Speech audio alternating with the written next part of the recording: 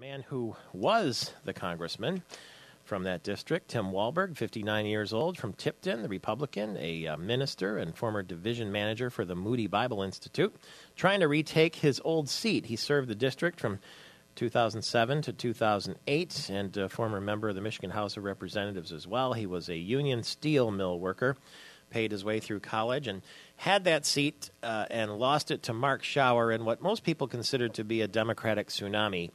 Was it really only a year ago? Good morning and welcome back to the program, Mr. Walberg. Good morning, Michael Patrick. Good to talk to you. Thank you very much. We're getting close now. We are 20 days left from a hotly contested primary. It's a three-way race for you, Brian Rooney, Tim Walberg, and Marvin Carlson. What can you do in the next 20 days to separate yourself from the pack, and do you have any polling data that shows where you stand? Well, I think we can continue doing what we're doing, and I think that has separated us from the pack. And thus far, the main selling point for me, Michael Patrick, is the fact that it's not a guess when they vote for me. They know that I'm a proven principled conservative, the only one that can say that, the only one that has a record, the only one that has stood very strongly for the taxpayers and for those principles that make this country great. As far as the polling, the most recent polling that was released showed that we were significantly ahead of our primary opponents and 10 points ahead of Mark Schauer. I think that has held up, including the seat of the pants feel out there of excitement to change the direction that's been going on in Washington. The Congressman Joe Schwartz, who had the seat before you in that district, you beat him in the primary by all accounts, outflanking him to the right.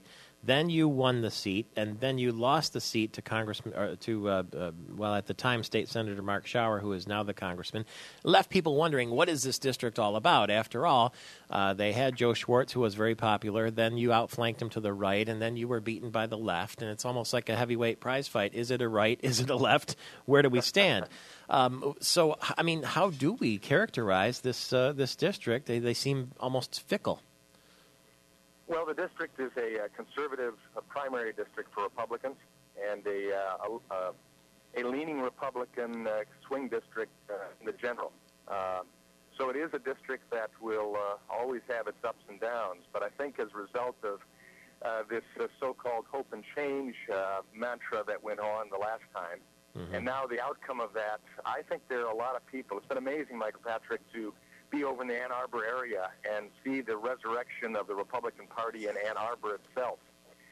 The people that are coming from out of the of the covers and stepping up and saying, no, we're going to speak up now. We're going to get to the polls. We're going to stand firmly for more conservative principles that work as opposed to this hope and change stuff that is turning us into a European socialist model that doesn't work, hasn't worked any other place, and just because present administration, including Mark Schauer, thinks that by spending more money, taxing more, and discouraging the development of risk takers, entrepreneurs, which produce businesses, which produce jobs for good people who are ready to be employed, want to be employed, it's not working. So we want to change it back. And I think that will cause this district to shift further to center right this time around, and I'm looking forward to representing it in Congress again. As I understand it, former Congressman Joe Schwartz, who at one time fancied himself to be an independent candidate for governor a few months ago, has decided to back one of your opponents, Brian Rooney. Did that disappoint you, surprise you? What's your reaction? Really didn't surprise me. Joe is still trying to find his way politically from his loss. And it's tough to go through that. I certainly have experienced it myself. But as opposed to Joe, I continue to stand with the principles that I believe work, and those are conservative, center-right principles. Joe decided that if he couldn't stay in the Republican Party, he would be an independent. He endorsed Mark Schauer in the last election against me. I think that brought him further to the left. And now he's decided to endorse one of my primary opponents. And I think that's a concern not only for who Joe Schwartz is, but more importantly, who my opponent is, if that's the type of person he'll support. Okay, thank you very much, Mr. Walberg. Good luck in the race. Again, 20 days away, and we'll probably talk again before then.